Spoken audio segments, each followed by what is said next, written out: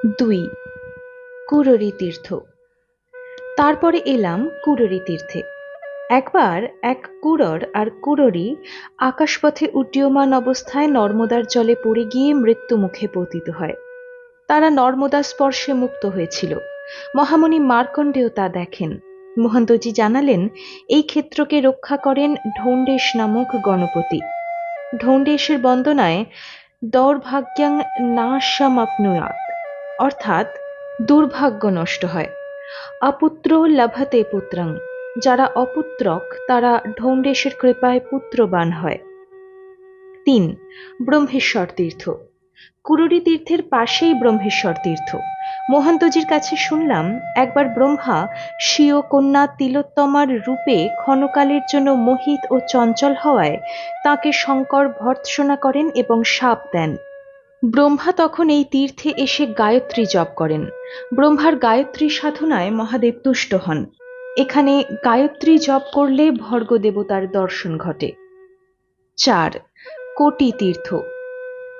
ব্রহ্মেশ্বরের মন্দির হতে হারা নর্মদে ধ্বনি দিতে দিতে মহান্তজি আমাদেরকে নিয়ে এলেন একটি পঞ্চায়তন বিশিষ্ট মন্দিরে। আমাদেরকে সেখানে ভূমিষ্ঠ হয়ে প্রণাম করতে বলে বললেন, তোমরা মহাভারতে নিশ্চয়ই পড়েছ যে কৃষ্ণার্জুন তাদের পূর্বজন্মে নারায়ণ এবং নর নামক দুজন ঋষি ছিলেন। সেই দুজন ঋষি এই তীর্থে ধ্যান সমাহিত চিত্তে কঠোরতম তপস্যা করেছিলেন। তাদের দৃষ্টান্তে অনুপ্রাণিত হয়ে পরে কোটি সংখ্যক ঋষি এখানে তপস্যা করে সিদ্ধি লাভ করেন। মন্দিরের গর্ভগৃহস্থ শিবলিঙ্গ এবং প্রস্তরময়ী মহিষমর্দিনী চামুণ্ডা বিগ্রহ তাঁদেরই প্রতিষ্ঠিত। এই তীর্থ কোটি তীর্থ নামে প্রসিদ্ধ। তোমরা এখানে অন্তত 10 মিনিটের জন্য হলেও ইষ্টমন্ত্র জপ করো। 5. শিখি তীর্থ। জপ প্রণাম শেষ হলেই তিনি আমাদেরকে নিয়ে উপস্থিত হলেন শিখি তীর্থে। এখানে মন্দিরে যে শিবলিঙ্গ দেখছো, মহন্তজি বললেন, এর নাম শিখঈশ্বর। একে প্রতিষ্ঠা করেছিলেন স্বয়ং অগ্নিদেব। শিবলিঙ্গ তাই ডিন্ডিশ্বর মহাদেবের মতোই অগ্নিবর্ণ। মহারাজ বসু হাতির সুর দিয়ে যেমন অজস্রধারে জল ঝরে পড়ে, তেমনি ভাবে নিরবিচ্ছিন্ন ধারায় ঘি ঢেলে 100 বছর ধরে এক টানা এক মহাযজ্ঞের অনুষ্ঠান করেছিলেন। সেই হব্য নিরন্তর পান করার ফলে অগ্নির মন্দাগ্নি রোগ জন্মে। তিনি এখানে তপস্যা করে অগ্নিমান্দ রোগ হতে নিরাময় হন এবং পূর্ববৎ শিখার দীপ্তি এবং দাহিকা শক্তি ফিরে পান। এখানে মহাদেবের মাথায় পঞ্চামৃত ঢেলে পূজা করে সেই পঞ্চামৃত মাসখানিক ধরে পান করলে পেটের যাবতীয় রোগ হতে, জন্ডিস, বদহজম প্রভৃতি হতে পরিত্রাণ পাওয়া যায়। ওই সময় ওই পঞ্চামৃতের প্রসাদ ছাড়া আর কিছু খাওয়া চলবে না। 6. দেবতীর্থ। ভৃগু এবং খ্যাতি দেবীর কন্যা লক্ষ্মী দেবী। তিনি নরনারায়ণের বৃত্তান্ত শ্রবণ করে নারায়ণকে স্বামী রূপে লাভ করার উপায় চিন্তা করতে লাগলেন। কেনোপায়েন সা স্যার্থে ভর্তা নারায়ণ প্রভুঃ। এখন কি উপায়ে আমি নারায়ণকে স্বামী রূপে লাভ করতে পারব? তাঁর এই হৃদগত অভিলাষ জানতে পেরে মহাসতী ভবানী কন্যারূপিণী লক্ষ্মীকে বললেন, প্রাহ প্রাপ্তো ময়া ভর্ত্যা শঙ্করস্তপসা কিলা প্রজাপতিশ্চ গায়ত্র্যা হন্যাভিরভিবাঞ্ছিতঃ। আমি তপস্যা দ্বারাই শঙ্করকে পতিরূপে প্রাপ্ত হয়েছি। হে সুব্রতে, গায়ত্রীও তপস্যা দ্বারাই প্রজাপতিকে পতিরূপে প্রাপ্ত হয়েছেন। নারায়ণকে স্বামী রূপে পেতে হলে তপস্যা করো। তাপসৈব হি তে প্রাপ্তস্তস্মাৎ তচ্চর সুব্রতে তপস্ত্বং হি মহাচোগ্রং সর্ববাঞ্ছিতদায়কম। তুমিও তপস্যা করো। তপস্যা দ্বারাই তুমি নারায়ণকে পতিরূপে প্রাপ্ত করতে পারো। তীব্র তপস্যা সর্ববিধ অভীষ্ট দান করে, অতএব তুমিও উগ্র তপস্যা করো। ভগবতীর নির্দেশে লক্ষ্মী এইখানে তপস্যা দ্বারা নারায়ণকে পতিরূপে লাভ করেন। তাদের বিবাহকালে ইন্দ্র, সূর্য প্রভৃতি সমস্ত দেবতাবৃন্দ এখানে সর্বতীর্থের জল এনে সমুদ্রে স্থাপন করেন। পরে সমস্ত দেবতাবৃন্দ বিভিন্ন সময়ে এইখানে বসেই তপস্যা করেন। সেই জন্য এখানকার নাম দেবতীর্থ। মহান্তজি বললেন, মহামুনি মার্কণ্ডেয় বলে গেছেন, পৃথিবী মধ্যে দেবতা এবং ঋষিবৃন্দ সেবিত যে সকল পবিত্র তীর্থ বর্তমান, বিষ্ণু কর্তৃক চিন্তমান হয়ে সেই সকল তীর্থই এখানে একত্রিত হয়েছে। সেই জন্য এই তীর্থ পূর্ণ বৈষ্ণব তীর্থ নামে প্রসিদ্ধি লাভ করেছে। তত্তীর্থং বৈষ্ণবং পুণ্যং দেবতীর্থমিতি শ্রুতম। সন্ধ্যা হয়ে গেছে। দেবতীর্থের মন্দিরে আরতি দেখে আমরা ফিরে এলাম জগন্নাথ সাজত্রীর বাড়িতে। সেখানে পৌঁছেই আমরা হাত পা ধুয়ে সন্ধ্যা করতে বসলাম। সান্ধ্যক্রিয়ার পরেই আমি চিঠি লিখতে বসলাম মাকে। আজ 13ই কার্তিক, শনিবার, 1361 সাল, ইংরাজির 30শে অক্টোবর 1954 সাল। মাকে পত্র লিখে শুয়ে পড়লাম। পাশের ঘরে মোহান্তজির শোবার ব্যবস্থা হয়েছে। তার শিষ্য দম্পতি বোধহয় তার শয়নের জন্য পরিপাটি শয্যার ব্যবস্থা করেছেন। শুনতে পেলাম মোহান্তজি তাদেরকে বলছেন, আমার পরিক্রমাবাসী সন্তানের দল যেমন ভাবে শুয়েছেন, আমিও তেমন ভাবেই নিজের কম্বল বিছিয়ে শোব। আমিও এখন তাদের সঙ্গে পরিক্রমাবাসী। এখানকার সকল তীর্থ দর্শন করিয়ে বাঙালি বাবা ছাড়া বাকি কয়েকজন পরিক্রমাবাসী যখন বৃষখাতে গিয়ে পরিক্রমা সমর্পণ করবেন, তখন তোমাদের ইচ্ছামতো সেবা গ্রহণ করতে আর বাধা থাকবে না। এই মহৎ ও উদার চরিত্র মহাত্মার উদ্দেশ্যে নমস্কার জানিয়ে আমি ঘুমিয়ে পড়লাম। পরদিন রবিবার সকালে উঠেই সূর্যোদয়ের পর মোহান্তজি আমাদেরকে সঙ্গে নিয়ে প্রথমেই বৃষখাতে নিয়ে গেলেন। সেখানে স্নান তর্পণাদির পর কর্পূর জেলে প্রত্যেকেই আরতি করলাম। মোহান্তজি আমাদেরকে প্রায় মাইলখানিক হেঁটে নিয়ে গেলেন মৎস্যেশ্বর তীর্থে। 7. মৎস্যেশ্বর তীর্থ। এখানে কোনো মন্দির নাই।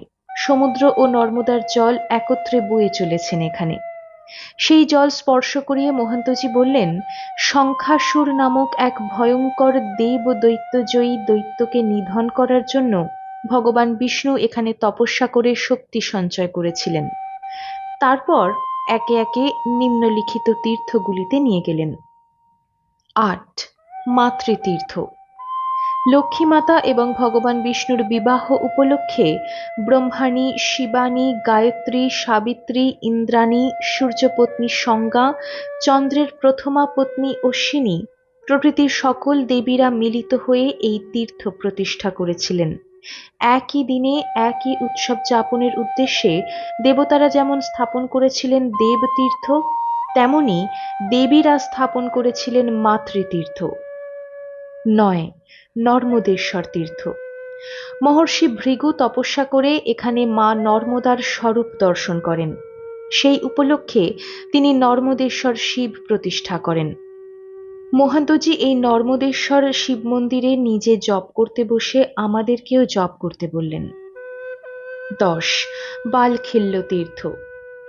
জপের শেষে তিনি পাশের একটি তীর্থতে নিয়ে গেলেন।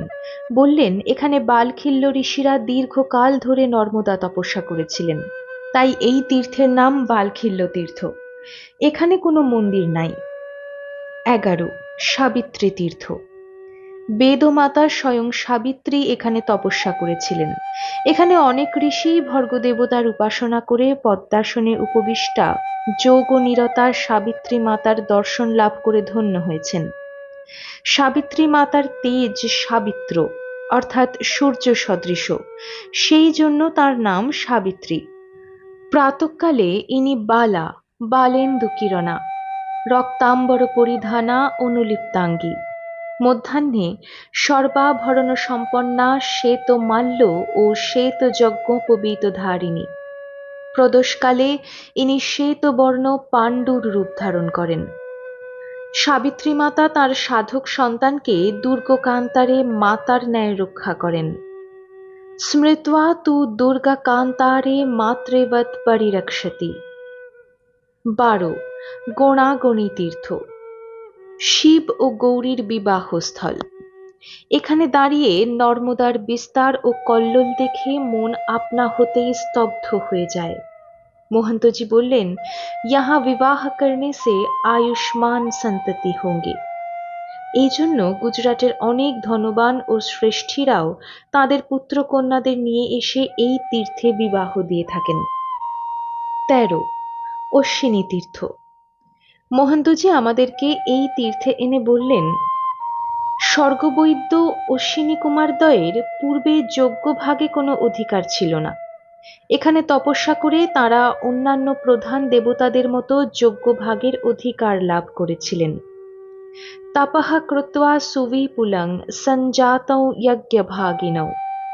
বেদে অশ্বিনী কুমারকে নাসত্ব নামে অভিহিত করা হয়েছে। এদের জন্ম বৃত্তান্ত বিচিত্র। বিশ্বকর্মার কন্যা সংজ্ঞার সঙ্গে সূর্যের বিবাহ হয়েছিল। সংজ্ঞা সূর্যের প্রখর তেজ সহ্য করতে না পেরে নিজের শরীর থেকে নিজের অনুরূপা ছায়া নাম্নী এক সুন্দরী নারী মূর্তিকে স্বামীর কাছে রেখে অশ্বিনী রূপ ধারণ করে উত্তর কুরুবর্ষে গিয়ে ভ্রমণ করতে থাকেন। সূর্যদেব তা জানতে পেরে অশ্বরূপে উত্তর কুরুবর্ষে গিয়ে অশ্বিনীর সঙ্গে মিলিত হন। সূর্যের তেজ সংজ্ঞার নাসা বিবরে প্রবেশ করে এবং অশ্বিনী ও রেবন্ত নামে যমজ সন্তান জন্মগ্রহণ করে। নাসাগত তেজ হতে জন্মেছিলেন বলে ওই যমজ সন্তান নাসত্ব নামে প্রসিদ্ধ। মহামুনি মার্কণ্ডেয় তাঁর ধ্যানদৃষ্টিতে অশ্বিনী কুমারদ্বয়ের দর্শন লাভ করে বলে গেছেন, অধিকৌ সর্বদেবানাং রূপৈশ্বর্য সমন্বিতৌ। রূপৈশ্বর্যে তাঁরা সুর সমাজে শ্রেষ্ঠ। তাঁরা শুধু পরম সৌন্দর্যের অধিকারী নন, তাঁরা চিকিৎসা বিদ্যাতেও অদ্বিতীয় পারদর্শী। অশ্বিনী কুমারদ্বয়ের চিকিৎসা প্রণালীর কিছু কিছু প্রাচীন মহাযোগীদের কেউ কেউ ধ্যান যোগে প্রাপ্ত হয়েছিলেন। তারই সারসংকলন আছে চিকিৎসা সারতন্ত্র নামক একটি গ্রন্থে। বহুদর্শী প্রাচীন কবিরাজগণ ওই গ্রন্থের মূল চিকিৎসা প্রণালী জানতেন। বৈদ্যরাজ চরক এবং সুশ্রুত ধ্যান ও যোগে অশ্বিনী কুমারদ্বয়ের কাছে চিকিৎসা বিদ্যায় সিদ্ধি লাভ করেছিলেন। নর্মদা তটমাশ্রিত্য ভৃগুকচ্ছে গতা বুভৌ পরাং সিদ্ধিমনুপ্রাপ্তৌ তপঃ কৃত্বা সুদুশ্চরম। এই কুমারদ্বয় নর্মদা তীরের এই ভৃগুকচ্ছে আগমন করে সুদুশ্চর তপস্যার দ্বারা পরমা সিদ্ধি লাভ করেছিলেন। এইভাবে অশ্বিনী কুমারদ্বয়ের মহিমা বর্ণনা করে মহন্তজি আমাকে লক্ষ্য করে বললেন, বাঙালি বাবা, তোমার বাবার কাছে বেদাধ্যয়নকালে নিশ্চয়ই অশ্বিনী কুমারদ্বয়ের বিবরণ বেদে পেয়েছ। তাঁদের সম্বন্ধে দু একটি বেদমন্ত্র আমরা এখানে উচ্চারণ করতে পারলে তো ভালো হতো। অশ্বিনী কুমারদ্বয় সম্বন্ধে কোনো মন্ত্র তোমার মনে আছে কি? আমারই ভুল হয়েছে, আসার সময় তোমাকে ঋগ্বেদ সঙ্গে করে নিয়ে আসতে বললেই হতো। আমার পরম গুরুদেব পূজনীয় মহাত্মা কমল ভারতীজি এই অশ্বিনী তীর্থে কিছুকাল থেকে তপস্যা করেছিলেন এবং তিনি অশ্বিনী কুমারদ্বয়ের আশীর্বাদ প্রাপ্ত হয়ে সুদীর্ঘ জীবন লাভ করতে পেরেছিলেন। তাই এই তীর্থ আমার কাছে বিশেষভাবে আদরণীয়। আমি তাকে বললাম, বেদে বহুবার অশ্বিনী কুমারদ্বয়ের প্রসঙ্গ আলোচিত হয়েছে। ঋগ্বেদের প্রথম মণ্ডলের অন্তর্গত তৃতীয় সূক্তের 12টি মন্ত্র অশ্বিন সূক্ত নামেই অভিহিত। তার মধ্যে প্রথম 3টি মন্ত্রে সরাসরি অশ্বিনী কুমারদ্বয়ের নাম আছে। তাঁরা যে তপস্যা করে যজ্ঞভাগী হয়েছিলেন তারও উল্লেখ আছে। ওই মন্ত্র 3টিতে তাদেরকে যজ্ঞভাগী দেবতা রূপেই আবাহন করা হয়েছে। ওই সূক্তের প্রথম 3টি মন্ত্রই কেবল আমার মুখস্থ আছে, সেই 3টি একে একে শোনাচ্ছি। তজ্জথা অশ্বিনা যজ্বরীরিষো দ্রবৎপাণি শুভস্পতি পুরভুজা চনস্যতম অশ্বিনা পুরুদংসসা নরা শরীরয়া ধিয়া ধিষ্ণ্যা বনতং গিরঃ দস্রা युवा कवः सुता नासत्या বৃত্তবহির্ষঃ আয়াতং রুদ্রবর্তনী। এই মন্ত্রগুলির দেবতা ও সিদ্ধয়। দ্রষ্টা বিশ্বামিত্র পুত্র ঋষি মধুছন্দা। প্রথম মন্ত্রটির অর্থ, হে ক্ষিপ্রপাণি, শুভকর্মপালক, বিস্তীর্ণ ভুজ বিশিষ্ট অশ্বিদ্বয়, আপনারা এই যজ্ঞ নিষ্পাদক হবিস্বরূপ অন্ন গ্রহণ করুন।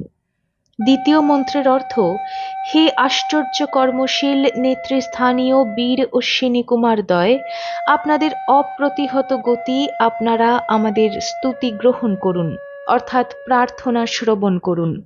তৃতীয় মন্ত্রের অর্থ, হে রিপুনাশকারী সত্যস্বরূপ, শত্রু দলনকারী বীর শ্রেষ্ঠ অশ্বিনী কুমারদ্বয়, কুশের উপর সুস্বাদু সোম সুসংস্কৃত করে স্থাপন করা হয়েছে, আপনারা আগমন করুন। এইভাবে বেদমুখে অশ্বিনী কুমারদ্বয়কে স্মরণ মনন করে আমরা সকলেই তাদের উদ্দেশ্যে প্রণাম নিবেদন করে উঠে পড়বার উপক্রম করছি। এমন সময় দূর থেকে গান ভেসে এলো, मेरे आँखन के दो तारे, रेवा शिवम शिवम रेवा, ये दो रूप उजारे।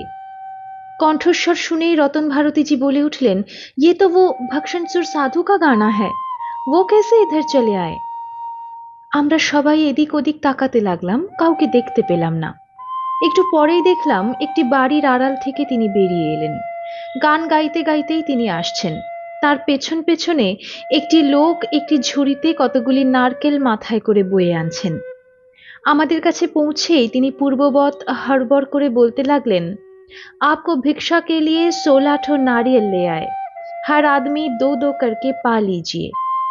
आप लोगों ने उस रोज भाड़भूति में मुझे बहुत खिलाए। 100 साल में हम एक दफे पा लेते हैं, अभी 100 साल इसी में बीत जाएगा और खाने की कोई जरूरत नहीं है। हम आप लोगों के ऊपर बहुत बहुत खुश है। এক নিঃশ্বাসে এতগুলি কথা বলেই তিনি তার সঙ্গী লোকটিকে ইঙ্গিত করলেন। লোকটি সঙ্গে সঙ্গে তার কাটারি দিয়ে নারকেল ভাঙতে শুরু করলেন। সেই কঙ্কালসার রুগ্ন সাধু আমাদেরকে বললেন, आप लोग कृपा करके बैठ जाइए, दोनों हाथ में स्वादिष्ट नारियल पा लीजिए।